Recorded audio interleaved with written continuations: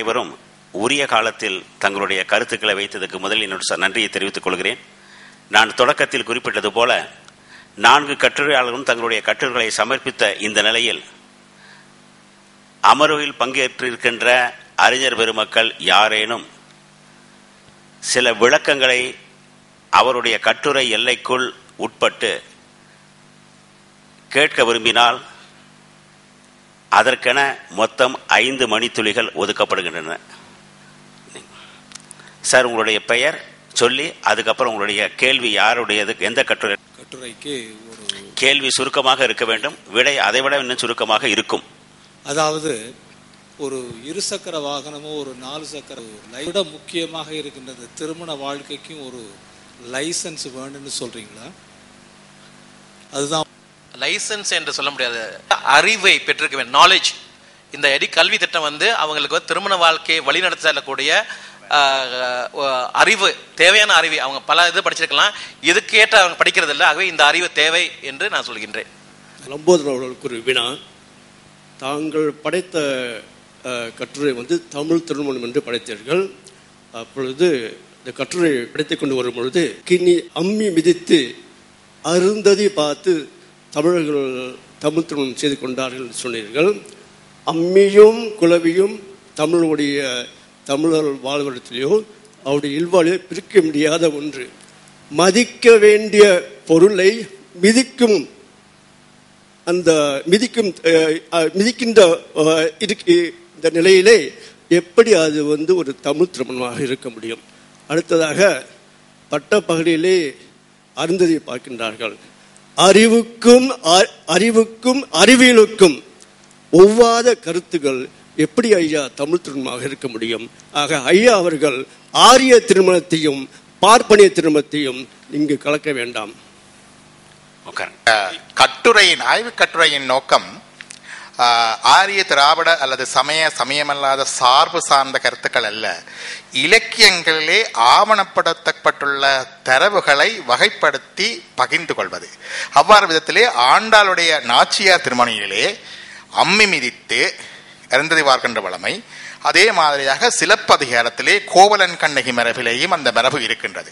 எமது கிடைக்கின்ற ஆக பழமையான வரலாற்று ஆவண நூல் எங்களுக்கு தொல்காப்பியம். அதுதான் மிக பழமையான நூல் இன்றைக்கு கிடைக்கின்றது. அதிலே பொய்யும் களவன் தோன்றிய பின்னர் ஐயர் யாத்தனர் கரணம் என்று திருமணத்தை பற்றி வரையறுக்கின்றார். அதே திருமண மரபிலேயே மேலோர் மூவர்க்கும் புணர்த்த கரணம் கீழோர்க்கு ஆகிய காலமும் உண்டே என்று அதாவது இந்த அந்தணர்கள் நடத்துகின்ற வேத மரபு திருமண முறை தொல்காப்பிய காலத்திலே இருப்பது ஆவணப்படுத்தப்பட்டிருக்கிறது. அப்ப என்னுடைய ஆய்வுக்கட்டுரையின் நோக்கம் இது சரியா தவறா என்று ஆய்வது அல்ல.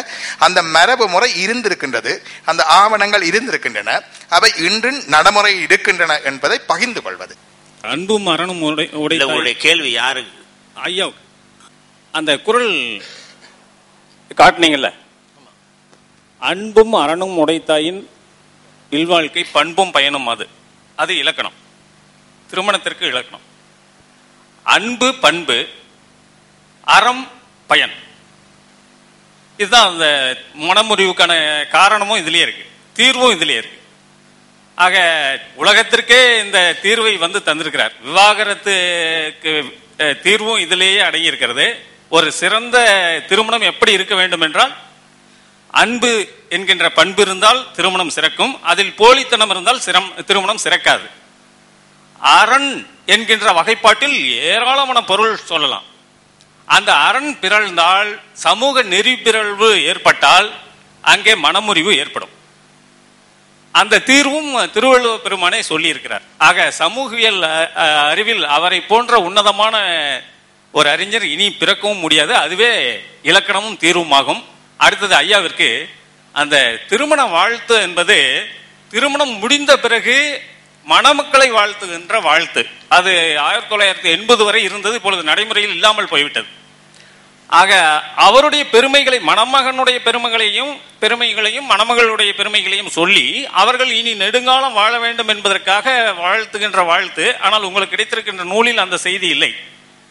அடுத்ததாக அதில் ஒரு சந்த அமைப்பு ஒன்று இருக்கும். என்கின்ற அமைப்பில் அந்த திருமண வாழ்க்கை அமைந்திருக்கும். Thank you sir. இது வினாக்களா எடுத்துக்கொள்ள these two are your observations of these two writers. thank you.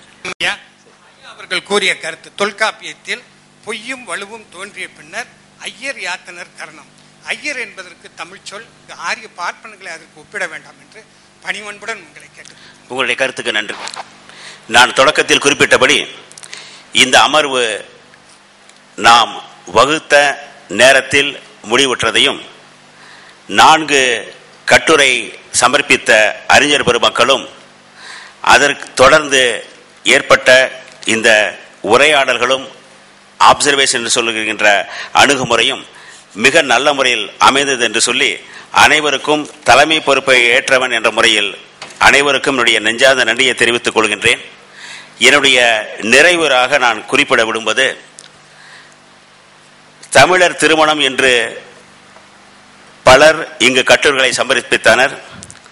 சங்ககாலம் தொடர்ந்து அதற்கு பின்காலங்களில் வந்த இலக்கியங்களில் எல்லாம் எவ்வாறு திருமண முறைகள் எல்லாம் இருந்தது என்பதனுடைய கருத்துக்கள் இங்கு எடுத்து வைக்கப்பட்டன. இன்னும் 2 கருத்துக்களை நான் இந்த அவையில் பதிவு செய்ய விரும்புகிறேன்.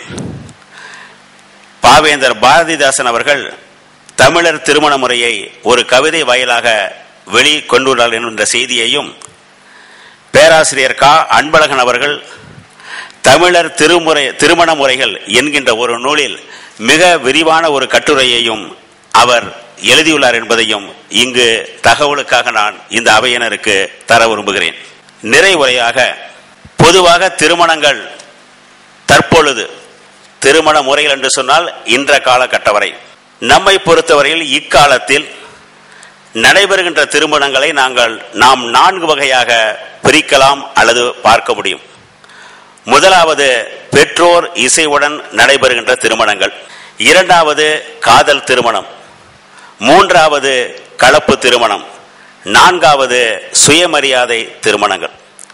இதிலே நாம் குறிப்பிட்ட இந்த கலப்பு திருமணமும் சுயமரியாதை திருமணமும் கடந்த 25 அல்லது 30 ஆண்டுகளில் தான் தமிழ்நாட்டில் மிக அதிக எண்ணிக்கையில் நடைபெற்று வருவதை நாம் அறிவோம்.